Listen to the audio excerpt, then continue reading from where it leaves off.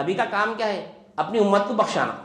امت کی بخشش چاہتے ہیں آپ نبی کریم صلی اللہ علیہ وسلم۔ اللہ تعالیٰ کو بھی خیال تھا اس کا، جب حشر کے میدان میں بھی، جب حشر کا میدان برپا ہوگا، جب بھی نبی کریم صلی اللہ علیہ وسلم امتی امتی کریں گے، جس کا جو مقام اور مرتبہ رہتا ہے وہ مقام کے مرتبے کے مطابق سیدھے طرف، جو سب سے بڑے مقام کا آدمی ہوتا ہے، جو سب سے بڑا آدمی ہوتا ہے اس کو سیدھے طرف بٹھا دے، اس کے بعد جو مقام رہتا ہے اس کو بائیں طرف بٹھا دے۔ لیکن عرش پہ جا کے دیکھیں نبی کریم صلی اللہ علیہ وسلم تو وہاں پہ نظارہ اٹھے جو وہاں پہ اللہ تعالیٰ کا عرش ہے، اور اس کے سیدھے طرف دیکھیں گے تو تمام انبیاء کرام ہیں، جتنے بھی انبیاء کرام کا اللہ تعالیٰ جیسا مقام بنا کے رکھا وہاں پہ، جو بھی انبیاء کرام رہیں گے وہ سیدھے طرف بیٹھیں گے، صرف ایک نبی کریم صلی اللہ علیہ وسلم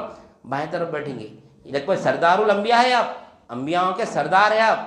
امام الانبیاء ہے، آپ تمام انبیاءوں کی امامت کریں آپ، لیکن آپ کا مقام بائیں طرف رکھے اللہ تعالیٰ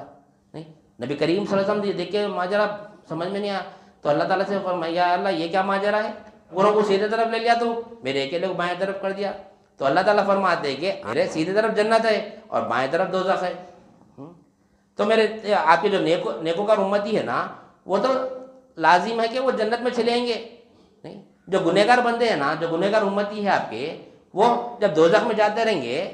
آپ اگر سیدھے طرف بیٹھے رہیں گے تو آپ کو پتہ تک نہیں چلے گا کہ آپ کی امتی دوزخ میں جا رہی ہے۔ اس وجہ میں آپ کا مقام بائیں طرف رہا تاکہ آپ اپنے امتیوں کو ایک ایک امتی کو بچا کے جنت میں بٹھا سکے۔